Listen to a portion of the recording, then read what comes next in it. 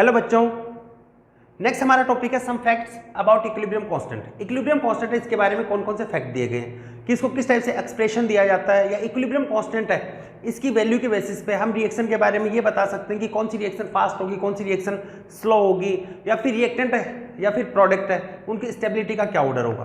देखिएगा, फर्स्ट मैं बता रहा हूँ expression of equilibrium constant. First है इक्विलिब्रियम कांस्टेंट है उसका expression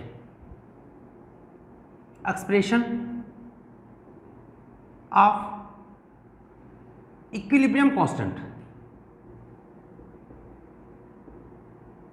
expression of equilibrium constant, equilibrium constant का एक्सप्रेशन। देखिए बेटा, मेरे पास में एक रिएक्शन ये दे रखी है ए सॉलिड, ये रिएक्शन आपको दे दी ए सॉलिड, और ये रिवर्सिबल चेंज हो रहा है ए गैस के अंदर।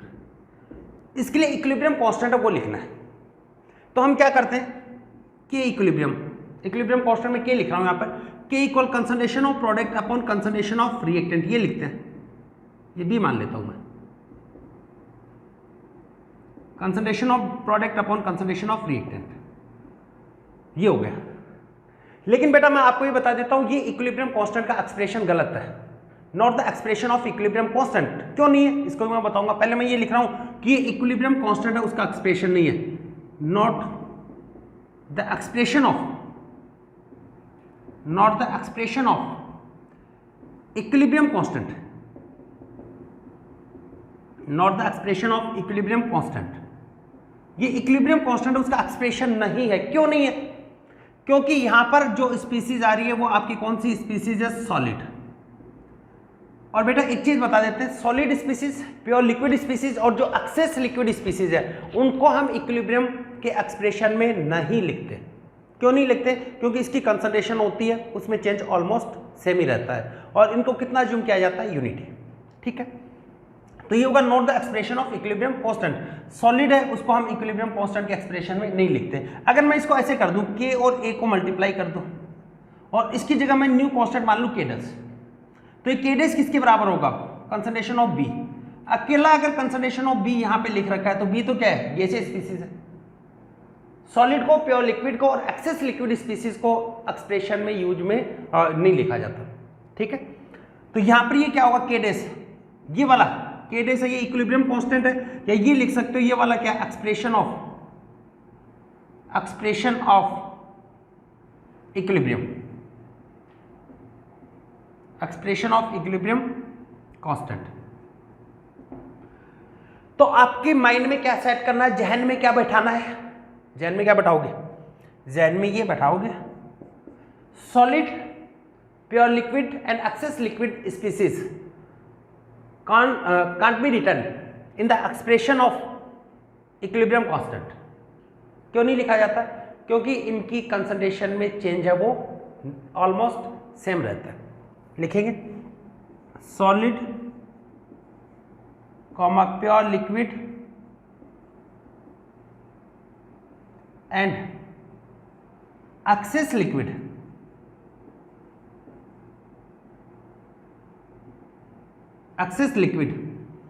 species are not written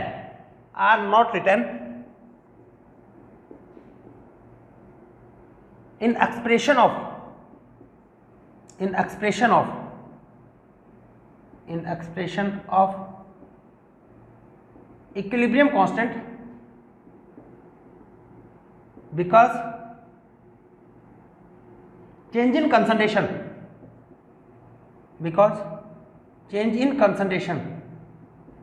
of solid, pure liquid and concentration of solid, pure liquid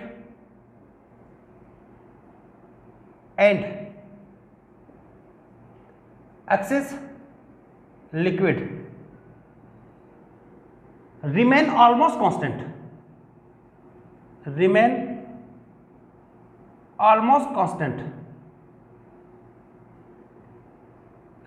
almost constant during the chemical reaction,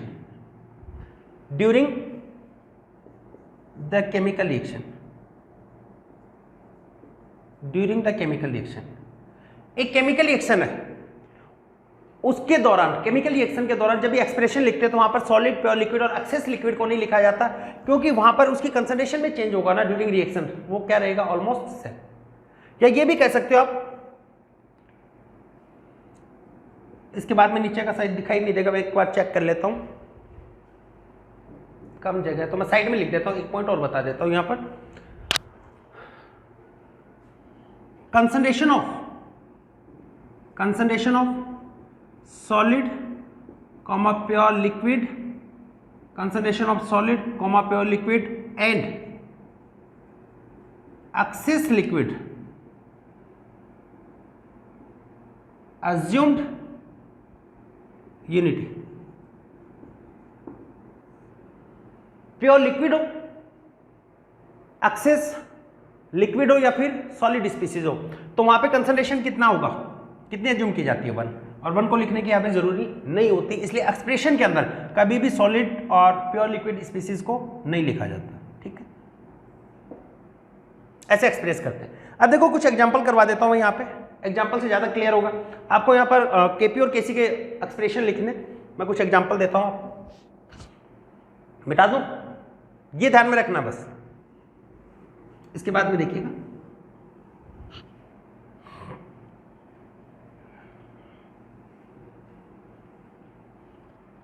देखिए जैसे एक इक्वेशन लिखी मैंने, एक एग्जांपल लिखा, Fe solid plus H2O gas, ये कन्वर्ट हो रहा है Fe3O4, ये भी सॉलिड है, प्लस 4H2 गैस में, ये कितना हो जाएगा 3 और ये कितना होगा 4। Write the expression of equilibrium constant in terms of concentration and pressure. It means you must be write Kc and Kp. देखो Kc प्रोडक्ट की कंसंट्रेशन अपॉन रिएक्टेंट की कंसंट्रेशन करते हैं, and stoichiometric coefficient are taken as power, but solid species को नहीं लिखेंगे, ये solid होगा इसको नहीं लिखेंगे, गैस को लिखेंगे। H2 पावर कितना लगा दोगे 4, और यहाँ पर क्या होगा H2O पावर कितना लगा दोगे 4। आपसे ये पूछिए यहाँ पे केसी की यूनिट क्या होगी, केसी की यूनिट क्या होती है, कंसंट्रेशन की power delta N, delta N क्या होता है, प्रोडक्ट रिएक्टेंट में गैस के जो भी मोल होते हैं उनका डिफरेंस, तो यहाँ पर भी 4, यहाँ पर 4, माइनस कितना होगा 0, और किसी पर भी पावर 0 होता है उसका मतलब हो गया 1, तो ये यहाँ पे क्या बन गया यूनिटलेस, यहाँ पे क्या है यूनिटलेस। ठीक है, और देखिए और एग्जांपल बताते हैं यहाँ पे, जैसे आपने लिया AgCl, AgCl ये सॉलिड है, आपने इसको डाला वाटर के अंदर H2O लिक्विड। एक चीज और ध्यान में रखना, जब भी वाटर है बेटा रिएक्टेंट की साइड में आता है, इसको एक्सेस में कंसीडर करते हैं, इसको एक्सेस में कंसीडर किया जाता है जब भी किस साइड में आता है लिक्विड, रिएक्टेंट साइड में वाटर आ रहा है, नहीं दे रखा हो तब भी मानना है। ये बनेगा Ag प्लस एक्वस, ऊपर वाले में क्या लिखना भूल गए, केसी तो लिख लिया था, केपी, केपी को लिख देते, केपी क्या होता है equilibrium constant in terms of partial pressure, gases species के लिए लिखा जाता है, यहाँ पर गैसेस स्पीसीज हैं दोनों साइड, तो यहाँ पे क्या लिखोगे partial pressure of H2, stoichiometric coefficient taken as power, ये होगा partial pressure of H2O, stoichiometric coefficient कितना है 4। यहाँ पर भी क्या हो एटीएम की पावर डेल्टा एन होता है, तो डेल्टा एन कितना होगा 0, तो ये वाली टर्म क्या होगी यूनिटलेस, ये भी एक क्वेश्चन लिखो, इसके लिए केपी और केसी लिखो। सेकेंड वाले के लिए इक्विलिब्रियम कांस्टेंट का एक्सप्रेशन लिखना है केसी एंड केपी का, तो सबसे पहले केसी की बात करें, केसी क्या होगा concentration of product upon concentration of reactant, aqueous species है, एक्वस को लिखते हैं Ag plus Cl minus, reactant में ये तो सॉलिड हो गया, और जो वाटर दे रखा है रिएक्टेंट साइड में जब भी वाटर आता है तो इसको एक्सेस में कंसीडर किया जाता है जब ये लिक्विड फॉर्म में, तो इसको नहीं लिखेंगे, तो ये हो गया आपका। केपी लिख सकते हो क्या, Kp can not be written for this reaction because in this reaction gases species are not involve. यहां पर तो क्या है एक्वस स्पीसीज है, एक्वस की टर्म में केसी है उसको नहीं लिखा जाता, सॉरी केपी को नहीं लिखा जाता, केपी इज नॉट रिटन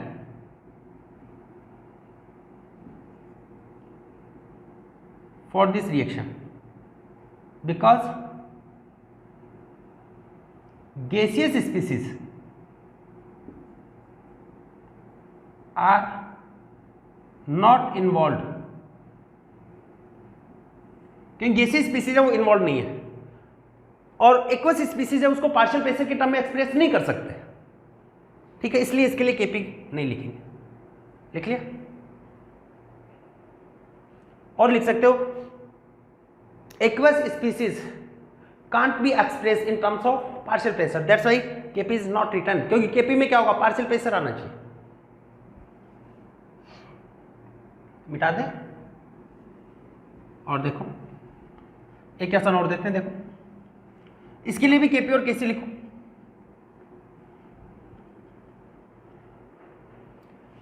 जैसे मैंने एक एग्जांपल दिया, Ag सॉलिड है 3H+, ये आपके पास में आ गया एक्वस, और ये जा रहा है Ag+3, चार्ज वाली स्पीसीज होती है एक्वस, और ये होगा 3/2 H2 गैस।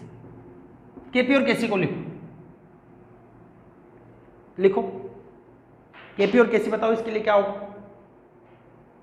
ट्राई करो बेटा। एक सिंपल सी ट्रिक आपको बताए, एक सिंपल सा कंसेप्ट आपको बताया कि जब भी केपी और केसी का एक्सप्रेशन लिखते हैं तो वहां पर सॉलिड स्पीसीज नहीं आनी चाहिए, प्योर लिक्विड स्पीसीज नहीं आनी चाहिए, और केपी जब भी लिखना हो तो वहां पर सिर्फ गैसियस स्पीसीज होनी चाहिए। अगर वहां पर एक्वस स्पीसीज आ गई तो वहां पर केपी नहीं लिख सकते, क्यों? क्योंकि कंसंट्रेशन में तो इसके भी चेंज होगा, जिसको पार्शियल प्रेशर के टर्म में आप एक्सप्रेस नहीं कर सकते। तो इसके लिए आप केसी तो इजीली लिख सकते हो, केसी इक्वल टू क्या होगा, Ag+3, concentration of product H2, power कितनी लगा दोगे, 3/2 अपॉन H+, पावर कितनी लगाओगे, 3। ये हो गया। सॉलिड को नहीं लिखेंगे, केपी नहीं लिख सकते, Kp can not be written. क्यों नहीं लिख सकते? क्योंकि यहां पर गैसियस स्पीसीज तो है, लेकिन एक्वस स्पीसीज की भी कंसंट्रेशन में चेंज हो रही है ना, तो उसको हम पार्शियल प्रेशर की टर्म में एक्सप्रेस नहीं करते, because aqueous species are not written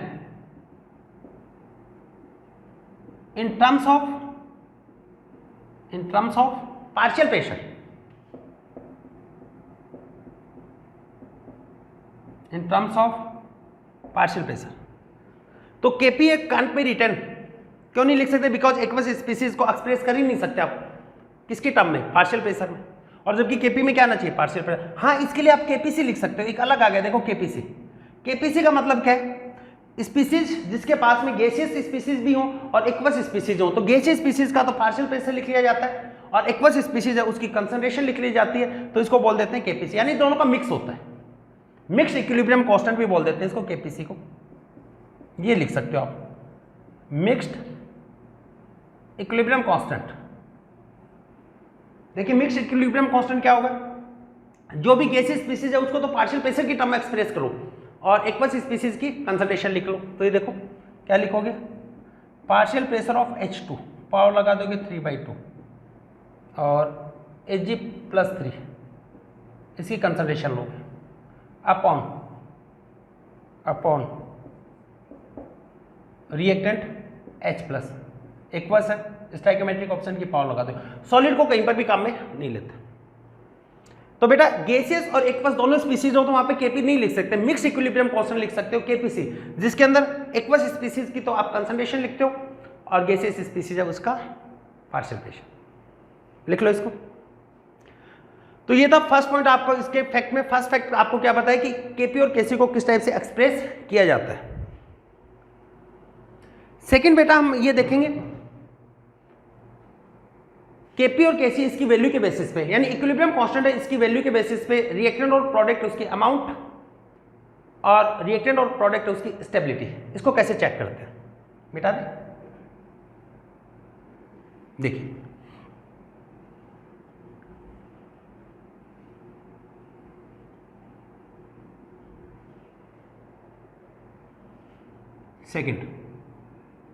second में देखो, if equilibrium constant is very high,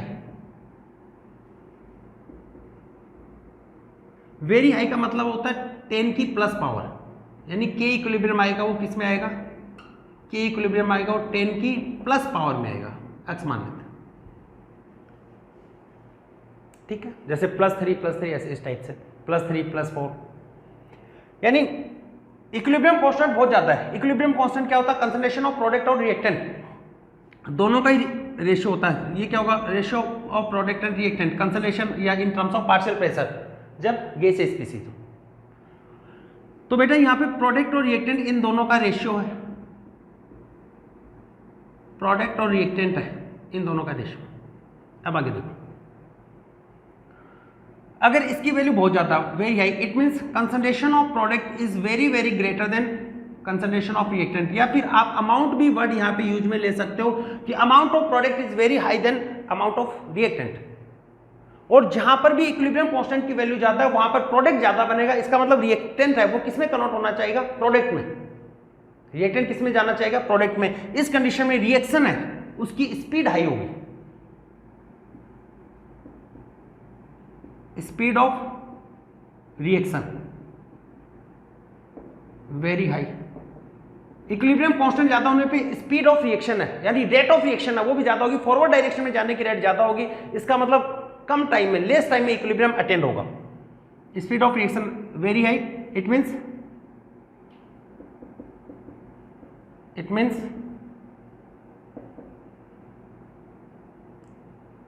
less time is required to stabilized equilibrium। और बेटा इस कंडीशन में जब भी ऐसी कंडीशन दे रखी हो प्रोडक्ट साइड में जाने की रेट ज्यादा है, तो बेटा जिसकी अमाउंट ज्यादा बनती है किसी भी रिएक्शन में उसकी स्टेबिलिटी भी ज्यादा होगी। तो इस कंडीशन में ये भी लिख सकते हो आप, स्टेबिलिटी ऑफ, इसी के आगे मैं हैशटैग लगा के लिख रहा हूं, स्टेबिलिटी ऑफ, दूसरा पेन काम में लेते हैं। इस कंडीशन में जब इक्विलिब्रियम कांस्टेंट ज्यादा हो तो stability of product is greater than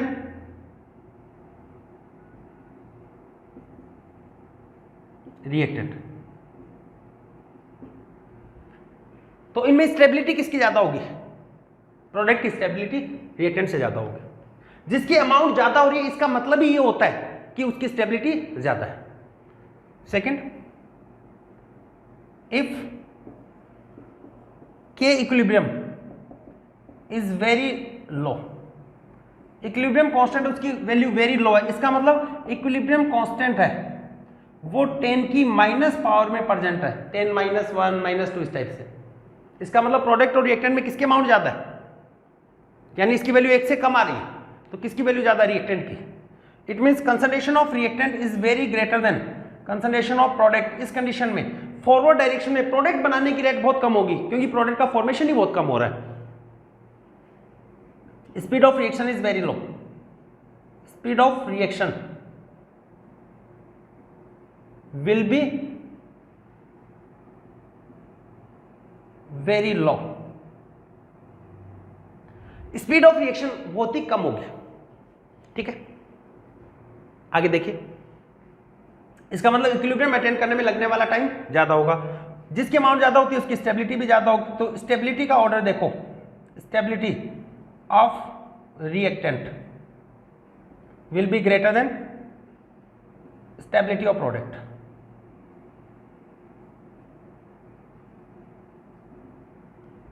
जिसकी अमाउंट ज्यादा होगी, रिएक्टेंट की अमाउंट ज्यादा तो रिएक्टेंट की स्टेबिलिटी ज्यादा होगी, प्रोडक्ट की अमाउंट ज्यादा तो प्रोडक्ट की स्टेबिलिटी ज्यादा होगी। कम टाइम कब लगेगा, रिएक्शन अर्लियर इक्विलिब्रियम किसमें स्टेबलाइज होगा, जिसके लिए इक्विलिब्रियम कांस्टेंट की वैल्यू हाई है। यानी प्रोडक्ट फॉर्मेशन की, रिएक्शन का मतलब ही क्या है, रिएक्टेंट से प्रोडक्ट बनाना, प्रोडक्ट ज्यादा बन रहा है इसका मतलब फॉरवर्ड डायरेक्शन में जाने की रेट हाई। मिटा दें, लिख लिया इसको, कुछ एग्जांपल करा देते हैं इसके ऊपर।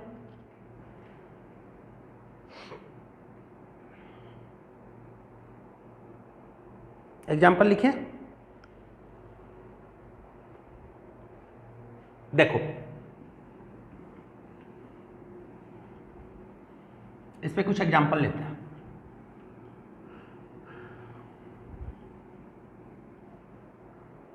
जैसे बेटा मैंने यहां पे एक एग्जांपल लिखा है, I2 चेंज इन 2i, और यहां पे इक्विलिब्रियम कांस्टेंट है, के इक्विलिब्रियम है, इसकी वैल्यू 10⁻⁻5 ये दे दिया, 10⁻⁵। तो यहां पे ये बताना है I और I2 में किसकी वैल्यू ज्यादा है। तो यहां पर इक्विलिब्रियम कांस्टेंट है वो के इक्विलिब्रियम, वो किस में आ रहा है, 10 की माइनस पावर में आ रहा है, माइनस पावर में आ रहा है, इसका मतलब के equilibrium is very low, it means के इक्विलिब्रियम इज वेरी लो। इसका मतलब इक्विलिब्रियम होता प्रोडक्ट और रिएक्टेंट का रेशियो, रेशियो बहुत ही कम आ रहा है, इट मींस नीचे वाली टर्म ज्यादा है, it means concentration of I2 is very high then concentration of I। I2 की कंसंट्रेशन और I की कंपैरिजन में बहुत ही ज्यादा है। ठीक है, एक क्वेश्चन करवाता हूं, एक रिएक्शन है जिसमें A कन्वर्ट हो रहा है B में, A चेंज इन B। यहां पे इक्विलिब्रियम कांस्टेंट है, इक्विलिब्रियम कांस्टेंट है 10⁻+6। ठीक है, दूसरा X change in Y,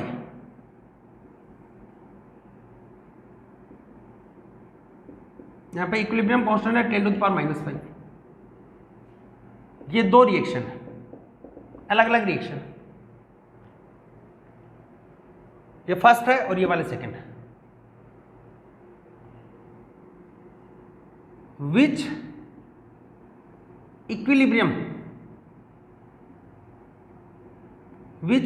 will stabilised earlier, इन दोनों में कौन सा इक्विलिब्रियम जल्दी स्टेबलाइज होगा और किसमें ज्यादा टाइम लगेगा, and in which equilibrium will take more time to stabilise. बताओ, अभी कंसेप्ट आपको बताया, इसी के बेसिस पे देखना है, फर्स्ट वाला इक्विलिब्रियम जल्दी अटेंड होगा या फिर सेकंड वाला इक्विलिब्रियम है ये जल्दी अटेंड होगा, ये बताना है। बेटा ये 5 फैक्टर इसके, इसको पढ़ते हैं। पहला फैक्ट किस पे है, एक्सप्रेशन के बेसिस पे, कि किसको लिखा जाता है इक्विलिब्रियम कांस्टेंट के एक्सप्रेशन में, सॉलिड को नहीं लिखेंगे, प्योर लिक्विड को नहीं लिखा जाता, एक्सेस लिक्विड को नहीं लिखते। अब इसके बेसिस पे कौन सा इक्विलिब्रियम जल्दी स्टेबलाइज होगा, इक्विलिब्रियम कांस्टेंट है उसकी वैल्यू के बेसिस पे कौन सा होगा। आपको ये बताया था कि इक्विलिब्रियम की वैल्यू हाई होती है तो वो वाला इक्विलिब्रियम है वो जल्दी स्टेबलाइज होगा, इसका मतलब जिसमें प्रोडक्ट फॉर्मेशन की टेंडेंसी ज्यादा है, इसका मतलब रिएक्टेंट और जल्दी रिएक्ट करके तुरंत किसमें कन्वर्ट हो रहा है, प्रोडक्ट में। तो यहां पे लिख सकते हैं इक्विलिब्रियम फर्स्ट,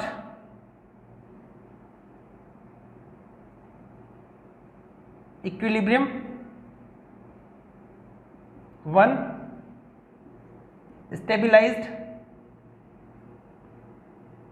स्टेबलाइज्ड अर्लियर, या ये पूछा जाए more time taken to attain equilibrium, and in second ये लिख देते हैं more time taken to attain equilibrium.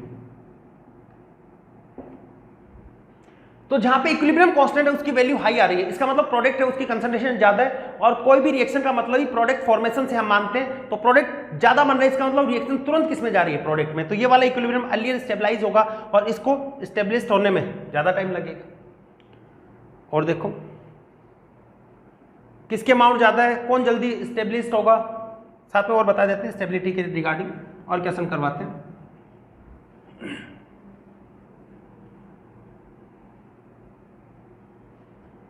देखो एक क्वेश्चन और करवा दो, मेटल है ये O2 के साथ में रिएक्ट करके, O2 तो गैस होती है, फॉर्मेशन कर रहा है मेटल ऑक्साइड, यहां पर इक्विलिब्रियम कांस्टेंट है 10⁻³ दूसरा है M, ये फर्स्ट ये सेकेंड, O2 के साथ में रिएक्ट करके इसने फॉर्मेशन किया मेटल ऑक्साइड MO2, कौन MO2 MO2, और इसके लिए इक्विलिब्रियम कांस्टेंट है K इक्विलिब्रियम है इसकी value 10⁻+5।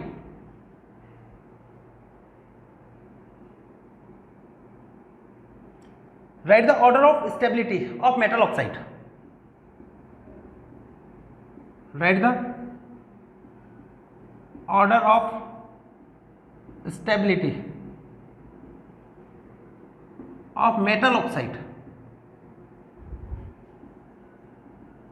MO and MO2, MO and MO2। ठीक है, इनकी स्टेबिलिटी का ऑर्डर आपको बताना है। बताओ, सबसे पहले जो मेटल ऑक्साइड आपका बन रहा है वो रिएक्टेंट साइड में प्रेजेंट है या फिर प्रोडक्ट साइड में प्रेजेंट है? सबसे पहले तो आपको ये देखना है। यहां पे आपने देखा जो आपका मेटल ऑक्साइड का फॉर्मेशन हो रहा है, जो आपका मेटल ऑक्साइड बन रहा है वो कौन सी डायरेक्शन में बन रहा है? रिएक्टेंट की साइड में बन रहा है, प्रोडक्ट की साइड में बन रहा है? तो बेटा यहां पर हम ये देख रहे हैं कि कौन सी डायरेक्शन में इनका फॉर्मेशन हो रहा है। प्रोडक्ट है, इसकी डायरेक्शन में ये बन रहा है, प्रोडक्ट साइड में इसका फॉर्मेशन हो रहा है। ये देखो MO और MO2 कौन सी डायरेक्शन में बन रहे हैं? प्रोडक्ट साइड में। प्रोडक्ट की स्टेबिलिटी ज्यादा कब होगी? जब उनकी अमाउंट ज्यादा होगी। और प्रोडक्ट की अमाउंट ज्यादा कब होती है? जब इक्विलिब्रियम कांस्टेंट उसकी वैल्यू हाई हो। बेटा यही तो होता है ना कि इक्विलिब्रियम इक्वल टू प्रोडक्ट की कंसंट्रेशन अपॉन रिएक्टेंट की कंसंट्रेशन। ये हाई कब होगा? बेटा वो ज्यादा स्टेबल होगा जिसकी अमाउंट ज्यादा होती है। यहाँ पर दोनों साइड प्रोडक्ट साइड में, इसका मतलब प्रोडक्ट की अमाउंट ज्यादा है। और प्रोडक्ट की अमाउंट ज्यादा कब होती है? जब इक्विलिब्रियम कांस्टेंट ज्यादा है और उस कंडीशन में प्रोडक्ट है वो ज्यादा स्टेबल होगा। तो order of stability, order of stability, stability का ऑर्डर अगर आप देखेंगे, स्टेबिलिटी का ऑर्डर चेक करेंगे तो M और MO2 में कौन ज्यादा स्टेबल होगा? आपका MO2 ज्यादा स्टेबल होगा। MO2 is more stable then MO। समझ में आएगा बेटा क्या बताया आपको? जिसकी भी अमाउंट ज्यादा होती है ड्यूरिंग द रिएक्शन उसकी स्टेबिलिटी भी ज्यादा होती है। और इसको हम इक्विलिब्रियम कांस्टेंट के बेसिस पे बता सकते हैं कि रिएक्टेंट की अमाउंट ज्यादा है फिर प्रोडक्ट की अमाउंट ज्यादा है। इक्विलिब्रियम कांस्टेंट होता है प्रोडक्ट और रिएक्टेंट का रेशियो है। जहां पर रिएक्टेंट की अमाउंट कम हो वहां पर प्रोडक्ट की अमाउंट ज्यादा होगी। इक्विलिब्रियम कांस्टेंट वहां पे ज्यादा आ रहा है, वहां पर प्रोडक्ट की अमाउंट ज्यादा है, इसका मतलब इसकी स्टेबिलिटी भी ज्यादा है। क्लियर है? और देखो एक क्वेश्चन और करवाते हैं, मिटा दे। देखिए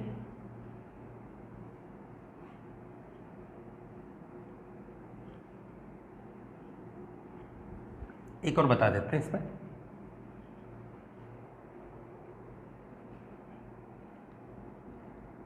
एक क्वेश्चन और लिखिए।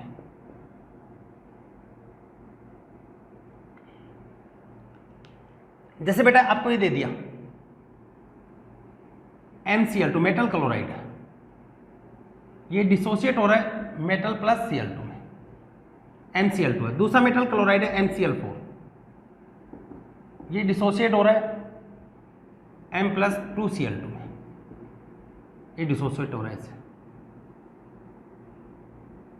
इसको बेटा रिवर्सिबल मानना रिएक्शन को। यहाँ पे ये फर्स्ट है, ये सेकेंड। इक्विलिब्रियम कांस्टेंट है उसकी वैल्यू लिख रहा हूं, K equilibrium 10⁻+5, (10⁻³ right the order of stability, right the order of stability of metal chloride. Question क्या दे रखा है? मेटल क्लोराइड की स्टेबिलिटी का ऑर्डर बताइए। Right the order of stability of metal chloride, यानी इसकी स्टेबिलिटी का ऑर्डर पूछा है। कंसेप्ट बता चुके हैं, बताओ कौन सा होगा? बताइए, लिख लिया? बताइए कौन सा किया आपने? बेटा यहां पर आपको मेटल क्लोराइड है, इसकी स्टेबिलिटी पूछी है और आपको ये पता है मेटल क्लोराइड कौन सी डायरेक्शन में है, लेफ्ट साइड में या राइट साइड में? रिएक्टेंट साइड है, प्रोडक्ट साइड है। तो यहां पर आपका जो मेटल क्लोराइड है, मेटल क्लोराइड किस साइड में प्रेजेंट है? रिएक्टेंट साइड में। ये रिएक्टेंट है आपका। और स्टेबिलिटी ज्यादा कब होगी? More amount more stability, more amount of reactant तो more stability of reactant, more stability of reactant. और ज्यादा अमाउंट कौन से केस में आ रही है? रिएक्टेंट ज्यादा कब रहेगा? जब के इक्विलिब्रियम में उसकी वैल्यू कम हो, जहां पे इक्विलिब्रियम कांस्टेंट इसकी वैल्यू क्या हो, कम हो, लेस हो। तो इन दोनों में बात करें तो के इक्विलिब्रियम की वैल्यू किसके केस में कम है, MCl4 के केस में। इसका मतलब ये फॉरवर्ड डायरेक्शन में जाने की रेट कम है, इसका मतलब ये ज्यादा अमाउंट में है, और जो भी किसी रिएक्शन के दौरान ज्यादा अमाउंट में प्रेजेंट होता है उसकी स्टेबिलिटी भी हाई होती है। तो order of stability, order of stability, stability का ऑर्डर देखोगे तो MCl4 is more stable then MCl2। तो बेटा फैक्ट में दो फैक्ट हमने पढ़े, कौन कौन से फैक्ट पढ़े, एक तो एक्सप्रेशन ऑफ इक्विलिब्रियम कांस्टेंट बहुत इंपॉर्टेंट है, सॉलिड, प्योर लिक्विड और एक्वस एक्सेस स्पीसीज को एक्सप्रेशन में नहीं लिया जाता। केपी जब भी लिखना हो तो सिर्फ गैसीय स्पीसीज के लिए लिखा जाता है। अगर वहां पर एक्वस स्पीसीज इन्वॉल्व हो रही है तो बेटा वहां पर केपीसी लिख सकते हो आप, लेकिन केपी नहीं लिख सकते। फिर इक्विलिब्रियम कांस्टेंट इसके अमाउंट के बेसिस पे हम रिएक्शन की रेट बता सकते हैं। अगर ज्यादा वैल्यू हो के इक्विलिब्रियम की तो इन दोनों की बात करें तो कौन सी रिएक्शन डिसोसिएट होने की रेट किसकी ज्यादा है, फर्स्ट की, स्टेबिलिटी किसकी ज्यादा है, सेकंड की, MCl4 के रेस्पेक्ट में। ठीक है, तो ये बेटा ये लेक्चर एक छोटा सा लेक्चर आपके लिए बनाया, बहुत इंपॉर्टेंट लेक्चर है, और फैक्ट पढ़ेंगे एक साथ में, सारा मिक्स नहीं हो इसलिए मैंने इसको पार्ट्स में डिवाइड किया। तो मिलते हैं नेक्स्ट लेक्चर में, ऑल द वेरी बेस्ट।